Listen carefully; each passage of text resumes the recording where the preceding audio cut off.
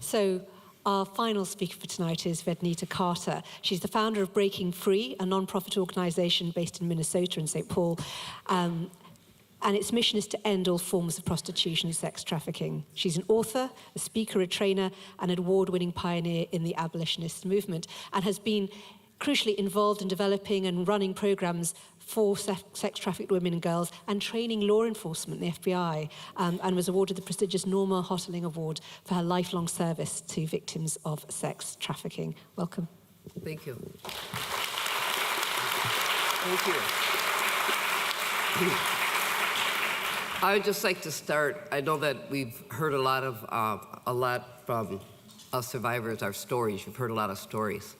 And those are very important to tell people so that they really understand just the depth of the horrors that women face who've been in the life of prostitution. So I just want to start with a little bit about my story. I always pick and choose what I want to say when it comes to my story, how deep I want to go. So I have some other things to talk about too, but I will say that back in the 70s, the early 70s, I got involved in prostitution. And I got involved in prostitution through the dancing industry. They have dance clubs up here, better known as strip clubs. Well, the dance clubs had just came to Minnesota. I had just graduated high school, myself and a girlfriend of mine, she was white. We decided we wanted to get a job dancing, make money to go to college over the next fall quarter. So we went, we interviewed, and they hired both of us. And we started off dancing just in our regular, whatever we wanted to dance in kind of clothes. After about a week, they told us that our costumes had to change. You know, our clothes had to change. We had to wear what they wanted us to wear, which was almost nothing, you know. So we did that. Anyway, after a while, after about a month, they separated us. One of the things that happen in prostitution is racism. There's a lot of racism in prostitution. Black women are hated. And I want to talk just a little bit about that. She went down one road, I went down another road. While we were both involved in the strip industry, everything about my life changed. I never did get to college that fall quarter because I was deeply involved in the strip industry. A lot of people don't know, but I always say stripping is a stepping stone into prostitution. Every man that you see out there, they're all tricks, sex buyers. Now, things have changed a little bit in the strip industry since the 70s. I think in many ways it's gotten worse.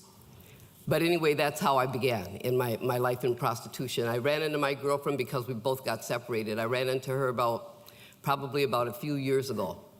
First time we seen each other since we were 18 years old. I asked her, I said, how did you get out? What happened to you? And she told me, she said, my pimp just died. She's 55 years old. Her pimp just died, and that's how she got released. Now, that's just one story. Many women, you just don't walk out. You just don't decide one day, I've had enough. It's not that easy.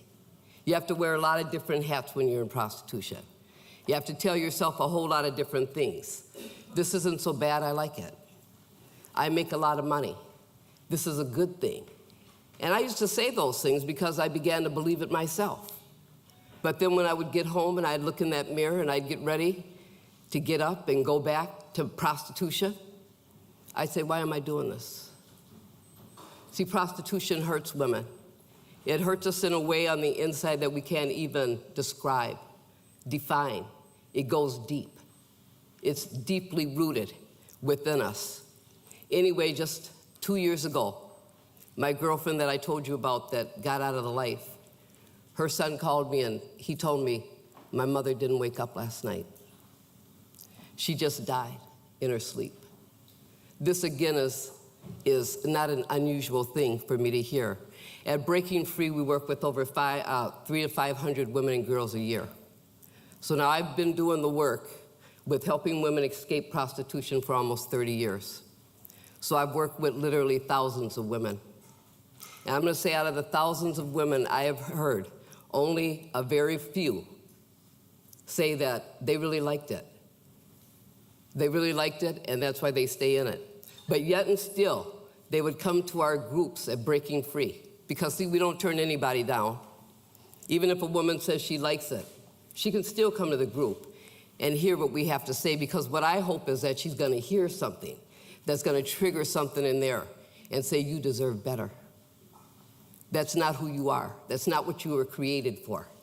So we let all the women come. Now these women come, and when they come, what they tell me is, I don't understand why I'm just so depressed all the time.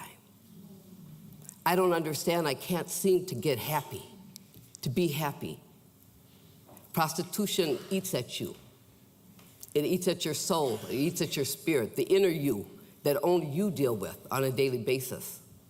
That's what people don't understand about prostitution. At Breaking Free, I said we worked with 300 to 500 women and girls a year. Now, I don't know if you all know too much about, I'm from Minnesota, St. Paul, Minnesota. In Minnesota, the black population is less than 10%. Yet and still, at least 60% of the women that we work with at Breaking Free are Black American women. Black American women. I had one woman that came into me and told me that her and a girlfriend of hers got pulled over by the Minneapolis police, which is just like right across the river from us, 15, 20 miles away from St. Paul. And she said that the officer made them both get in the back of his squad car. They were out working the streets. So they got in the back of his squad car, the black woman and the white woman, both working together on the streets. He immediately told the black woman, get out of my car and go back to doing what you know how to do. Well, the white woman became very irate. And she said, how are you gonna let her go and not let me go? He said, I'm taking you to jail. And she said, well, why? Why are you taking me to jail? He said, because you should know better. You're worth something. You're worth something. You're worth saving is what he was telling her. So what happens with black women involved in prostitution? One is they're targeted. 60% of the 300 to 500 women are black women. So they're targeted by law enforcement. They receive longer jail sentences by the courts when they have to go before the judge. Their fines are much higher than that of white women. And they're more likely to lose their children to child protection services. They're considered not worthy, not able to get themselves together again. Now, I did my own investigation on the topic or the subject of black women in America, and I called different programs. There's not a lot of programs in America that work specifically with prostituted women, but I called many of the programs that I was aware of, and I asked them to tell me a little bit about how the black women in their programs were treated. And many of them repeated the same thing that I see at Breaking Free with the black women. So it's very hard for black women, much harder than that of white women, to escape. One of the greatest needs for women all over the country in the United States is housing. See, you get a criminal record. What that criminal record says is you don't deserve anything. I don't think women should be criminalized for being used and abused in prostitution. I call them prostituted women. It means that something has been done to them. When they go in that room with him, he calls the shots. She doesn't. Now, if she's lucky to be able to get out of that room and have half her mind or what have you, she's lucky. She's considered lucky. And I always say, though, in that life, you have to say it's not bad because you will not survive it. At Breaking Free, what we believe is that prostitution is violence against women and girls. We know that little girls don't daydream about becoming prostituted women when they grow up. They just don't. Prostitution is an extension of slavery. We definitely believe that it is an extension of slavery. No one deserves to be bought and sold. As a matter of fact, even during slavery, prior to the slaves being free, there were a group of slaves, and these slaves were the ones that worked in what you call the houses, that believed that slavery was okay for them. And I look at them, I parallel them to the women who say prostitution is not bad, the pro-prostitution abolitionists or activists. They say it's not so bad. Well, these particular slaves said they didn't think it was so bad, but you had thousands and thousands of slaves that worked the fields. had to endure the heat and the sun and the beatings and all of this. And they said, this is bad. There's got to be something better for us. We went out. Well, see, lots of times we get caught up and we listen to the minority when they say it's okay. But there's a majority out there that outnumbers the minority by many numbers that say it's not okay, that we don't deserve this. We know that prostitution is a human rights violation.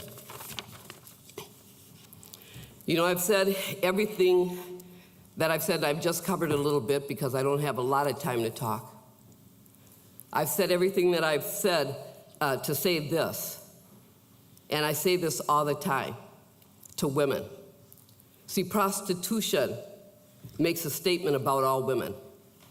Every one of us, everybody in this room, whether you've been involved in it or not, it says something about you because you're a woman. It says you can be bought and you can be sold. And you can be. And if you can't be, your daughter might be, your sister, your niece. Women can be bought and sold at any time. And if they can't be bought and sold, well, what can they be? They can be raped, can't they? Every 3 minutes in the United States, a woman is raped. Now, she didn't say she wanted to be raped. She gets raped. So there, we don't have we have to stick together. We have to stick together, no matter what, because it's saying something about us. It also says something about men. We need more men to stand up and to say, you're not gonna purchase my daughter. Not my wife, not my sister. They're not for sale. Women are not for sale. That ended, was supposed to have ended way back in the 1800s during slavery, but it hasn't. We're still on the auction block. And we have to end it in all the world. I say that domestic women in the United States tell me that they have to service a man, screw a man at least 5 to 10 times, 5 to 10 men a day. When I work with women from Cambodia, from Thailand, other parts of the world, they tell me it's between 30 to 40 men a day. I want you to think of that. If you got a boyfriend, if you got a husband, if you got a partner, whoever that is, tell me that that won't have something to say to your body. You ask, what is the inherent harm of prostitution? The inherent harm is the sex act itself. That's what the inherent harm of prostitution is. So I just leave you now with just think about what I said. It impacts us all in some way. And if we don't do something, it's just it'll get worse and worse. We have to think about the Nordic model. Women can't be criminalized. They have to be out of it, decriminalized, so that they can get their heads back, so that they can become human beings. We have to put this on the backs of the sex buyers. That's a multi-billion-dollar industry all over the world. We have got to hold them accountable for the hurt and the harm that they have put upon every woman, every child in our world. Thank you.